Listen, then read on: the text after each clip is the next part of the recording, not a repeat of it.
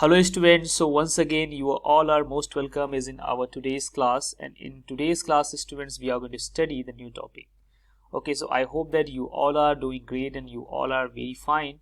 In today's class students we are going to start the new topic, and that is very important, so that's a light here. So this is the first part of the video series, so let me take you forward and let's see what is the today's agenda, basically what is today's big question that we are going to study today. So as in today's class students we are going to learn about sources of light, right? And is in that we'll study luminous, non-luminous object. Okay, so is in a luminous object, it is basically categorized in two types, so that's we call the natural source of light and artificial source of light. Then we'll study is in today's class rectilinear propagation of light, then we have the pinhole camera, and then we'll also study about the formation of the shadow.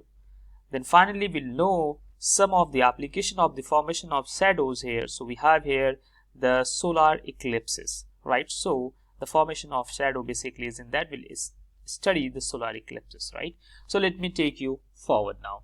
So first of all students, as you can see here is in this slide the sources of light. So what are the sources of light?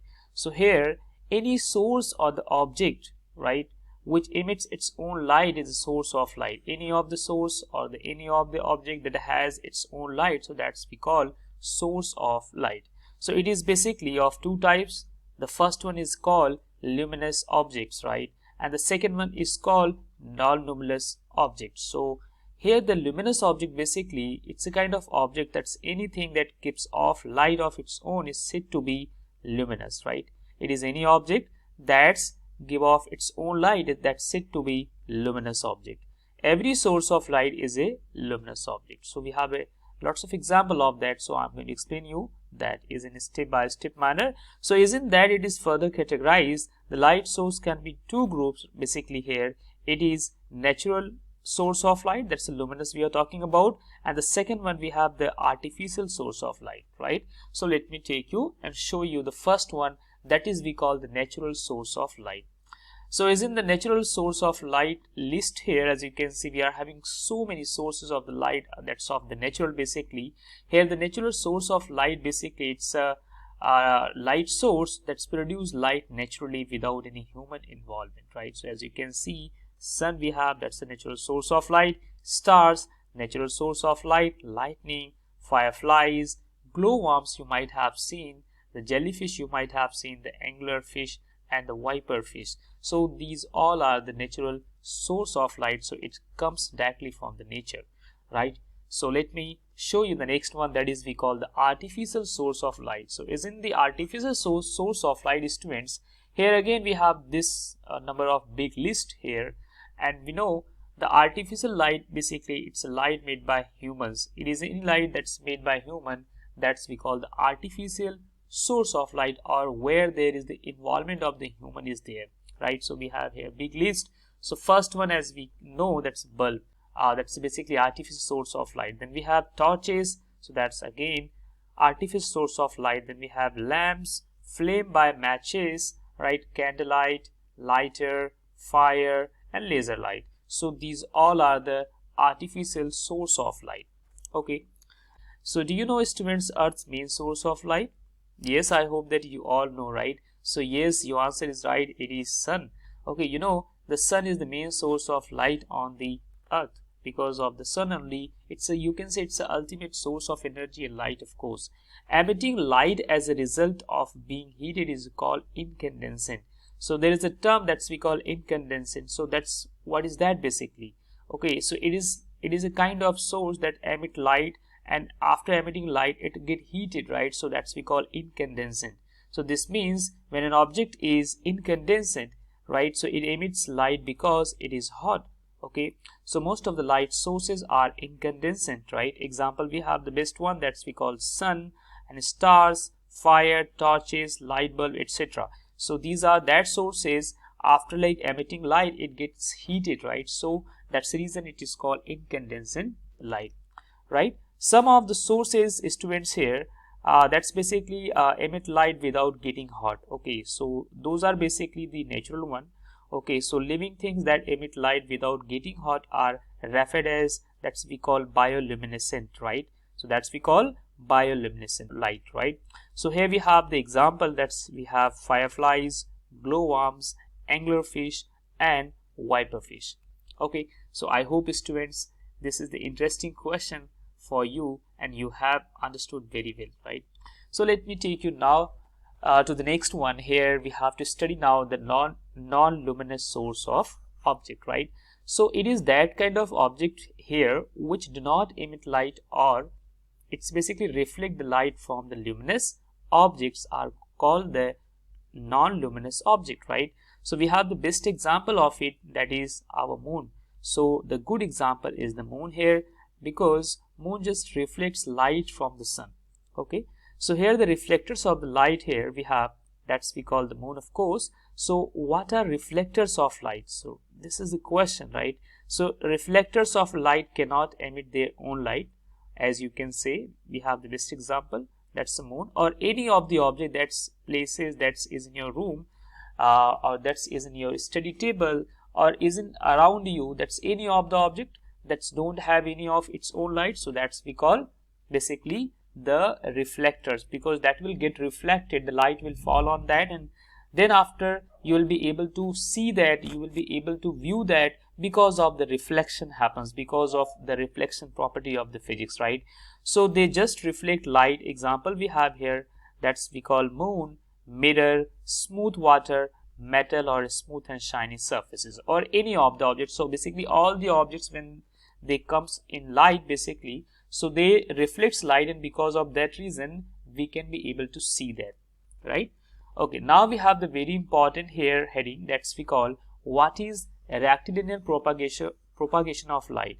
So it is a property of light that's very important to know what is called rectilinear. So here the meaning of the rectilinear propagation basically here, students, the rectilinear basically refers the straight line, right? And the propagation means to action or the process of spreading. So combinedly we can say here a rectilinear propagation of light means to say that light travels in a straight line. So when light travels in a straight line, so that's the phenomena that's we call in physics a rectilinear propagation of light. So as you can see here is in this picture, so it is the rectilinear propagation of light, right?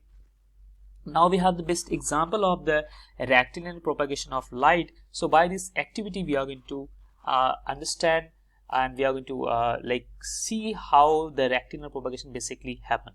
Okay, so as you can see students, isn't this like activity series here basically, right? So as you can see we are having here candle which is without flame here, so we'll fire it and we'll put some flame here, and as you can see here we are having 3 cardboards, and each cardboard's having some holes in it.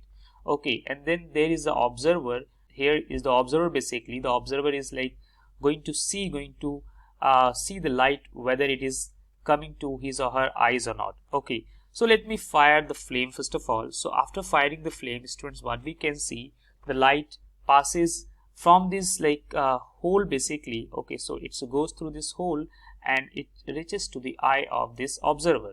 So it's basically, as you can say, it is the straight line propagation. So here basically the particle of the lights basically traveling is in a straight line. So this phenomena that's I have explained you is in the previous slide. So this phenomena is basically called the rectilinear propagation of light, right? So if I'll just here like close one of the holes, so what will get happen? Let's see.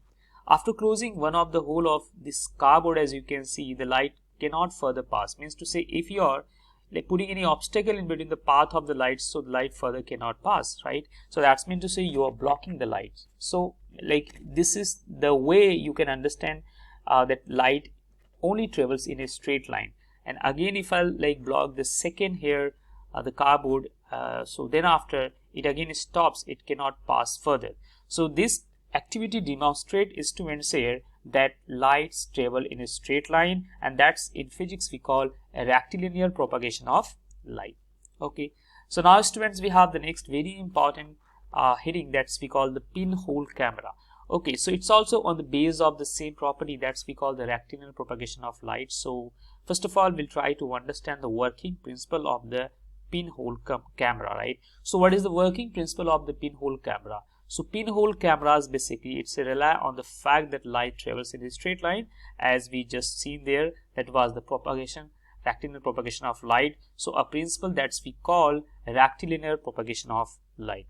Now we have the function of pinhole camera. So when we say the function of the pinhole camera, so here a pinhole camera's basic function is to produce an image, right? With a pinhole camera, this image is usually upside down and varies in clarity. Means to say here basically the image you will going to get is in the pinhole camera, it will be inverted, and it's basically clarity basically varies as per the position of the pinhole camera and the object that's placed in front of the pinhole camera. Now here we have the uses of the pinhole camera. So a common use of pinhole camera is a photography to capture the movement of the sun over a long period of time. So it's been a long period of time using pinhole camera, students, right? So this type of photography is called, that's we call solarography, right? So this type of photography, that's we call we have a special term, a special name for that, so that's we call the solarography. So pinhole photography is used for artistic reason, but also for educational purposes, that's we are studying here, right? So so that like let people learn about the experiment with the basics of the photography, right? So basically students get to learn about the experiment and about the basics of the photography by using the pinhole camera, right? So let me take you forward and show you some of the animation of it, so that you can like get the clear view, clear understanding of the pinhole camera and its image formation, right? So let's see, this is the object, right? So this is the object which we are going to like get is in the form of the image of this object by using some pinhole camera. So I'm placing a pinhole camera. So the pinhole camera look like this way. It has a tiny hole here. So what I'm doing here basically, I'm putting this object here, basically it's a tree. So I'm just placing this pinhole camera is in the front of the object, and then after I allow it to pass the light.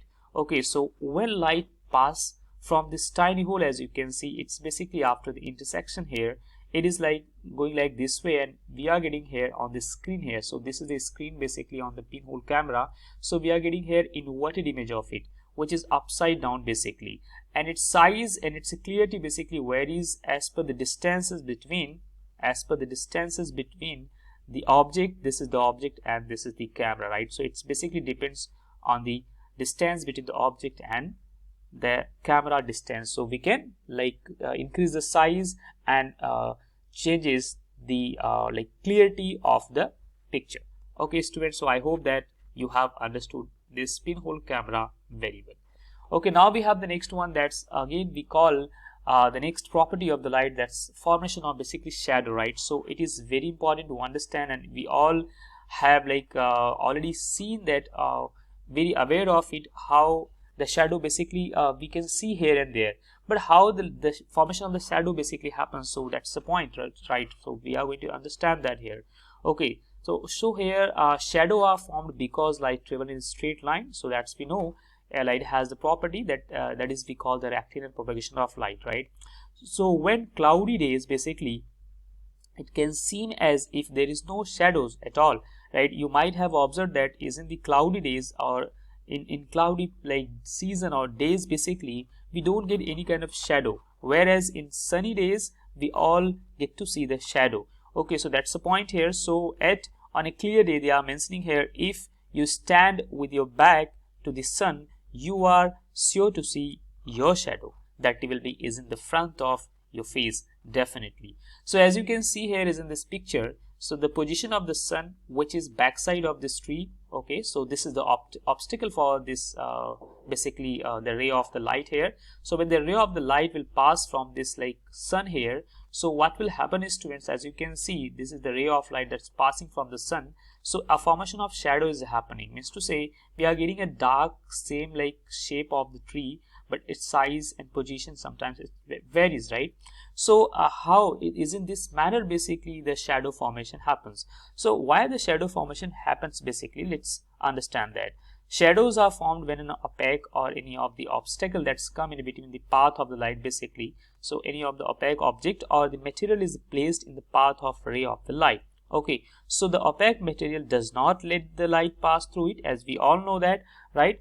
So the light rays that go past edges of the material make an outline of the shadow. So this is the outline basically, and this is we call the shadow.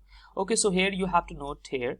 So shadow are formed where light are blocked basically. So this is the reason where the light are basically blocked. Otherwise, is in like other spaces, these spaces having some light, and because of that reason this is like lighting area, and this is the reason where light is no light is there, and because of that reason we can see and we can say that this is the shadow of this tree. Okay students, so let me show you some interesting phenomena here, formation of shadow and how basically it depends on the position of the lightning source. Okay, so here you have the position of the sun. As you can see, when the position of sun, it is just above and some tilted way, as you can see, its position, its shadow will be is in the same opposite direction, as you can see, right? So this is the obstacle, or this is the object here that's in between the like ray of the light here. So as you can see here, the position of the shadow. But if we like get the different position or the different like position of the sun here, so is in that sense we are going to get the position of the shadow now at different like place. So it's basically depend, and it is always, one thing is very clear, it is always the shadow will be always is in the opposite of the lightning source. So as you can see, when the sun is on the top of this object, okay, on or on the tree basically, so the size of the shadow is little small, and it is just basically along the tree. Okay, so is in this way you can understand the formation of shadow and how it's basically also depend on the direction of the lightning source student, right? So now we have a very important example by the help of rectilinear propagation of light and the shadow formation. So we are going to get to see how the solar eclipses basically happen.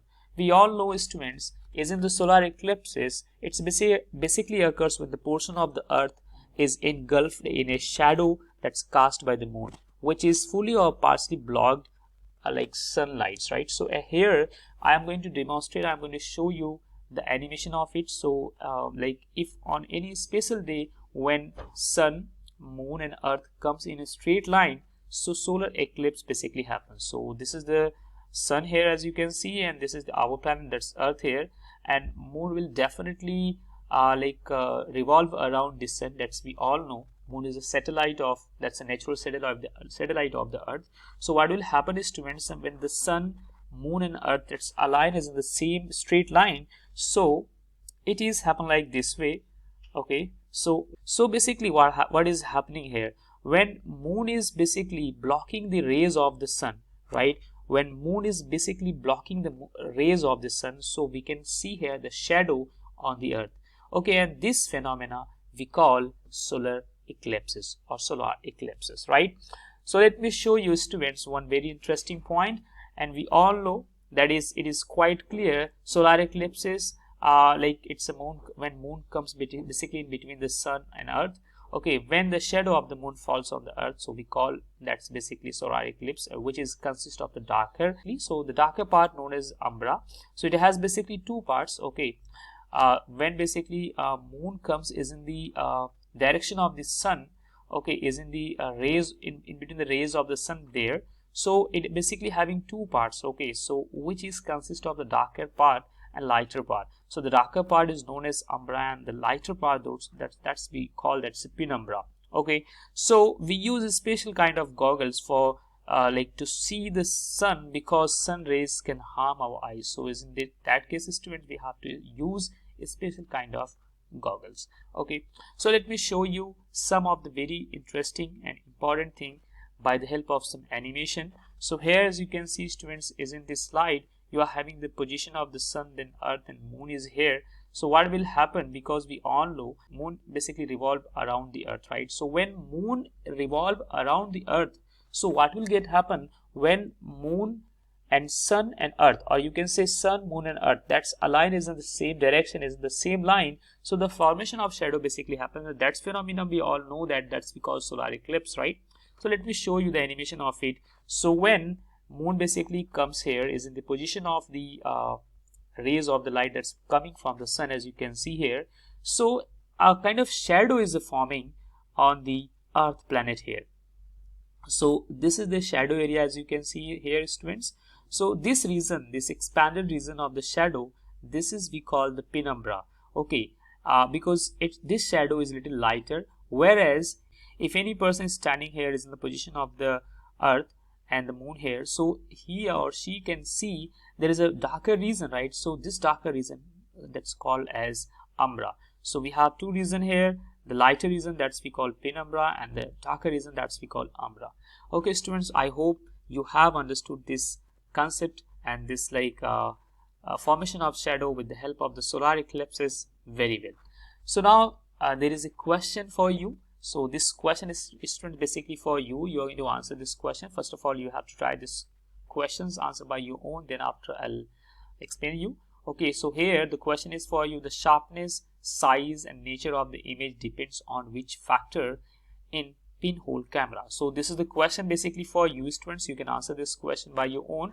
You can pause the video here and you can try to find out the answer of it. Okay, so I hope you tried very well. So let me show you the answer of it. So here the answer is, students, like this way. As you can see, we are having three positions of the pinhole camera. So the sharp inverted upside, that's we call upside down image produced by small pinholes. That's I have already explained you, and you might have answered that question, right? So here the bigger image produced when the camera is closer to the object. So we get to see the bigger image when the camera is that's closer to the object. Basically, camera means to say the pinhole camera we are talking about. And here is the blurred image produced by large pinhole. When the pinhole, that's basically hole of the pinhole camera, that's very large. So is in that case we are going to get the blur image. Okay, for the optimal pinhole diameter, so we have d, that is under root of lambda into d. So d is diameter and lambda is the wavelength, right? So here you have under root of lambda into d. Okay students, so is in this way I hope that you all have understood this class very well, and that's all about this today's class. So thank you so much.